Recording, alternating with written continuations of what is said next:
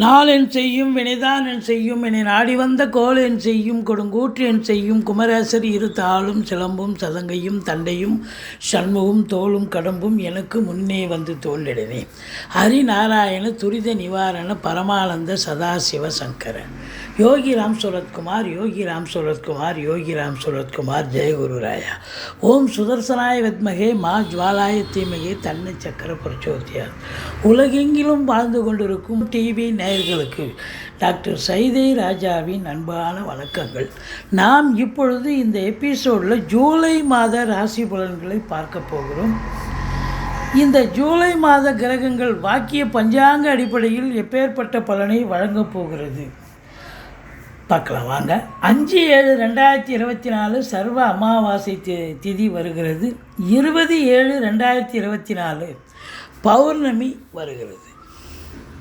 சிம்ம ராசி காலபுருஷனுக்கு 5வது ராசி.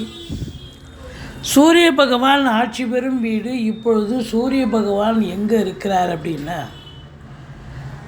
11ஆம் இடத்தில் 15 நாளும் அடுத்த 15 நாள் 12ஆம் இடத்திலும் இருக்கிறார். 11ஆம் இடத்தில் எந்த ஒரு ராசிநாதனும் இருப்பது மிக சிறப்பு. முதல் 15 நாள் ஏக்தம் சூப்பராக இருக்கும், அமோகமாக இருக்கும். அடுத்த 15 நாள் செலவினங்கள் வைக்கும், பின்னடைவு இருக்கும். வேலை பார்க்குற இடத்துல பின்னடைவு ஏற்படலாம், செலவினங்கள் ஏற்படும். அது மருத்துவ செலவு, உங்களுக்காக கூட நீங்கள் மருத்துவ செலவு ஏற்படும். மகம் பூரம் உத்திர நட்சத்திரம் முதல் பாதம் உள்ளடக்கியது இந்த சிம்மராசி என்பர்களுக்கு இந்த ஜூலை மாத கிரகங்கள் எப்பேற்பட்ட பலனை தரும்? சுமாரான பலனை தருமா, சூப்பரான பலனை தருமா அப்படின்னா சூப்பரான பலனையே கிரகங்கள் வாரி வழங்கப் போகிறது அப்படின்னு சொல்லலாம். எப்படிங்க? 7ஆம் இடத்தில் இருக்கக்கூடிய சனி பகவான் வக்ரகதி பெறுகிறார். 7இல் இருக்கும் கிரகம் வக்ரம் பெறுவது முன்மீட்டு பலனை செய்யும் அப்படின்னா 6ல் இருப்பதாக ஒரு ஐதீகம். அப்போது 6ஆம் இடம் யோக பாக்கியங்களை தரக்கூடிய இடம், வெற்றி ஸ்தானம்னு சொல்லக்கூடிய இடம். நினச்சதை சாதிக்க முடியும். எவ்வளோக்கு எவ்வளோ இந்த சனி பகவான் 7ல் உட்காந்து உங்களுக்கு பிரச்சனையை கொடுத்தாரோ, போகிற இடம்லாம் பிரச்சனையாக இருந்தது, சென்ற இடமெல்லாம் வெறுப்பு அப்படின்ற மாதிரி இருந்தது. எல்லோரும் மூஞ்சை தூக்கி வச்சுன்னு உருன்னு இருந்தாங்கப்பா. நம்மளை பார்த்த உடனே ஒரு தின்சா இல்லை பார்த்தாங்க அப்படின்ற மாதிரி நீங்கள் பழகி இருந்தீங்க. இப்போது டோட்டலாக சேஞ்ச் ஆகி அது வக்ரம் பெற்று 6ஆம் இடத்தில் இருக்கிறதால எந்தெந்த தீய பலன்களெல்லாம் உங்களுக்கு சனி பகவான் வாரி வழங்கினாரோ இப்போ அதெல்லாம் உல்டாவாக மாறி அதே சனி பகவான் உங்களுக்கு யோக பாக்கியங்களை வாரி வழங்கப் போகிறார். அது மட்டும் இல்லை, குரு பகவான் உங்களுக்கு 10ஆம் இடத்தில் இருக்கார். சூப்பருங்க. தொழில் ரீதியாக கடந்த ஒரு 10 வருஷமாக இல்லை 15 வருஷமாக ஒரே இடத்துல தொழில் பண்ண, ஒரே இடத்துல உத்தியோகம் பண்ண அப்படின்னு சொல்கிறவங்களுக்கு ஒரு சின்ன மாற்றங்கள் ஏற்படும். இடமாற்றங்களோ இல்லை டிரான்ஸ்ஃபரோ இல்லை தொழில் மாற்றமோ ஏற்படும். ஆனாலும் அது உங்கள் ஜனனகால ஜாதக அமைப்பு சிறப்பாக இருக்கும் பட்சத்தில் அது பழம் நழுவி பாலில் விழுந்த கதையாக இருக்கும். இல்லைன்னா கொஞ்சம் என்னை தூக்கி எங்கேயோ போட்டாங்க சார், எங்கள் ஃபேமிலி பூரா சென்னையில் இருக்கிறோம், ஆனால் தூத்துக்குடியில் போட்டாங்க, எங்களை ட்ரான்ஸ்ஃபர் பண்ணிட்டாங்க. நான் இப்போ என்ன பண்ணுவேன்? குடும்பத்தை விட்டு தனியாக போயிருக்கணும், எப்படி சாப்பிடுவோம், எப்படி இருப்பேன் நான் வேலைக்கு போகிறது? அங்கே ஒரு செலவு, ரெட்டிப்பு செலவு அப்படிங்கிற ஒரு சில நிகழ்வுகளும் ஒரு சிலருக்கு அரங்கேறும். ஆனாலும் கூட இந்த சுக்கிர பகவான் உங்களுக்கு 10க்குடையவர். அவர் 11ஆம் இடத்துல ஒரு வாரம் தான் இருக்கார்.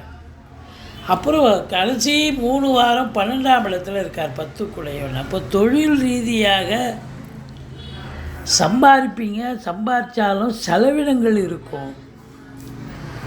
கலைத்துறையில் பணியாற்றக்கூடியவர்களுக்கு அலைச்சல் இருக்கும். 12ஆம் இடம் இல்லை, அலைச்சல், வெகு தூர பயணம், வெளிநாட்டு பயணம் இப்படிலாம் கூட ஏற்படும். 10க்குடையவன் 12ல் இருக்காருன்னா நாங்கள் லோக்கலில் இருந்து வேலை பார்க்க முடியாதுங்க. சினிமா இண்டஸ்ட்ரி, தொலைக்காட்சி இண்டஸ்ட்ரின்னு நாங்கள் வெளியில் போயிட்டோம், ஊட்டி போயிட்டோம், மூணாறு போயிட்டோம் அப்படின்னு சொல்ல வேண்டிய சூழ்நிலை ஏற்படும்.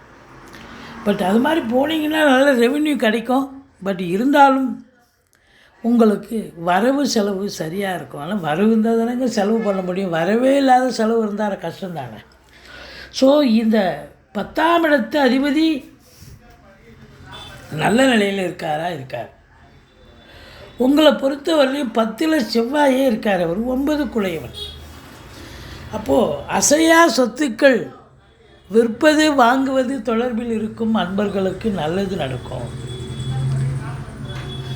காவல்துறை, தீயணைப்புத்துறை, மருத்துவத்துறை, இராணுவத்துறை, IAS, IPS, IFS அதற்கு நிகரான பணியில் இருக்கும் அன்பர்கள், கடைநிலை ஊழியர்கள் இவங்களுக்கு சிறப்பான காலம். ஆனால் சூரியன் 12ல் இருக்கார். அரசாங்கத்தில் IASக்கு நிகரான பதவியில் இருக்கக்கூடியவர்கள் கொஞ்சம் விழிப்புணர்ச்சியோடு இருக்கணும். அவங்களுக்கும் லாங்கில் ட்ரான்ஸ்ஃபர் போட்டுருவாங்க. இல்லைன்னா டென்ஷன் ஆகிடும், இல்லை செலவினங்கள் ஏற்படும், மன உளைச்சல் இருக்கும், செலவினங்கள், தேக ஆரோக்கிய பிரச்சனை கூட ஏற்படலாம் அப்படின்னு சொல்லலாம். மற்றபடி உங்களுக்கு 2ஆம் இடத்தை குரு பார்ப்பது என்பது மாபெரும் சிறப்புங்க. குடும்பஸ்தானத்தை குரு பார்த்தா குடும்பத்தில் அமைதி, நிம்மதி, சந்தோஷம், குதூகலம் ஏற்படும். நல்ல பணவரவு, பொருள் வரவு, உங்கள் சொல்லுக்கும் செயலுக்கும் மதிப்பு மரியாதை ஏற்படும். சுப நிகழ்ச்சிகள் குடும்பத்தில் நடத்துவீங்க. வெளியார் சுப நிகழ்ச்சிகளுக்கு சென்று விட்டு வர முடியும். 2ஆம் இடத்தை குரு பார்த்ததுன்னா ஃபைனான்ஸையே தொழிலாக செய்யக்கூடியவர்களுக்கு ஒரு பொற்காலம். அடுத்தது பார்த்தீங்கன்னு சொன்னால் 3ஆம் இடத்து அதிபதி சுக்கிரன் 11ஆம் இடத்துல ஒரு வாரமும் கடைசி 3 வாரம் 12ஆம் இடத்துல இருக்கார். இளைய சகோதரர்களால் செலவினங்கள் ஏற்படும். அது மருத்துவ செலவாக இருக்கலாம், இல்லை வேறு ஏதாவது செலவு இருக்கலாம். மற்றபடி 4ஆம் இடத்தை குரு பார்ப்பது சொத்து பத்துக்கள் வாங்கக்கூடிய சூழல் ஒரு சிலருக்கு ஏற்படும். இடம் வாங்க, பூமி வாங்க, பிளாட்டு கட்ட, இப்படி ஏதாவது ஒரு சூழ்நிலைக்கு நீங்கள் தள்ளப்படுவீர்கள். செலவு சுப செலவு தான் அது. பிள்ளைகளுடைய கல்விக்காக செலவு செய்வீங்க. உயர்கல்வி, வெளிநாட்டு கல்வின்னு உங்கள் சக்திக்கு மீறி நீங்கள் படிக்க வைக்கக்கூடிய சூழலை நீங்கள் ஏற்படுத்தி கொள்வீர்கள். தாய் வழி சொந்தங்களால் அனுகூலம் உண்டு. சுகவாசிகளாக இருக்கப் போகிறீர்கள். 4ஆம் இடத்தை குரு பார்க்குறார். சுகவாசிகள் இந்த சிம்ம ராசியில் பிறந்தவர்கள். 6ஆம் இடத்தை குரு பார்க்கிறார். ஆரோக்கியவாசிகள். தேக ஆரோக்கியம் சிறப்பாக இருக்கும். அது ரொம்ப முக்கியம். எதிரிகள் கிடையாது. எதிரிகள் ஓடி ஒளிவார்கள். கடன் சுமை படிப்படியாக குறையும். கோர்ட்டில் கேஸ் எதாக இருந்தால் சாதகமாக தீர்ப்பு வரும். சொந்த தொழில் செய்யக்கூடிய அன்பர்களுக்கு நம்பிக்கைக்கு பாத்திரமான பணியாளர்கள் கிடைப்பார்கள் அப்படின்னு சொல்லலாம். மொத்தத்தில் பார்க்கும் பொழுது உங்களுக்கு 8ல் ராகு இருக்கிறது சரியில்லாத சூழல். கொஞ்சம் எச்சரிக்கையாக தான் இருக்கணும். வெளிவட்டார பழக்க வழக்கங்களில் அறிமுகம் இல்லாத இடம், அறிமுகம் இல்லாத நபர்கள், அது ரயில்வே ஸ்டேஷன், மற்றபடி பஸ் ஸ்டாண்டு, பொது இடங்கள் போன்ற இடம், இல்லை ஆஃபீஸில் கூட அன்னோன் பர்சன் யாராக இருப்பாங்க, வருவாங்க. அவங்கக்கிட்டையும் எச்சரிக்கையாக தான் இருக்கணும். ஏன்னா அசிங்கம், அவங்க மற்றவங்களுக்கு நல்லது செய்கிறேன்னு போய் நீங்கள் அசிங்கம், அவமானத்தை ஏற்படுத்தி கொள்வீர்கள். மற்றபடி அசையா சொத்துக்கள் மூலம் யோக பாக்கியங்கள் கிடைக்கக்கூடிய ஒரு தருணம். தொழில் சிறப்பாக செல்லும். உத்தியோகத்தில் இருக்கிறவங்களுக்கு ப்ரமோஷன், இன்க்ரிமெண்ட் எல்லாம் எதிர்பார்க்கலாம். நல்ல சம்பாத்தியத்தை எதிர்பார்க்கலாம். சொந்த தொழில் பண்ணுறவங்களுக்கு ரெட்டிப்பு வருமானம் வரும், ரெட்டிப்பு சந்தோஷம் கிடைக்கும். காவல்துறை, தீயணைப்புத்துறை, மருத்துவத்துறை, இராணுவத்துறையில் பணியாற்றக்கூடியவர்கள், மெடிக்கல் லைனில் இருக்கிறவங்க, பத்திரிகை துறை, மீடியா துறையில் இருக்கக்கூடியவர்கள், அரசாங்கத்தில் இருக்கக்கூடிய அன்பர்கள், தனியார் துறையில் வேலை பார்க்குறவங்க எல்லோருக்குமே இந்த மாதம் ஒரு வெற்றியை தரக்கூடிய ஒரு மாதம். இந்த சிம்ம ராசிக்கு 25, 26, 27 சந்திராஷ்டம நாள் வருதுங்க. இந்த சந்திராஷ்டம நாட்களில் சொந்த வண்டி வாகனங்களை பயன்படுத்தாதீர்கள்.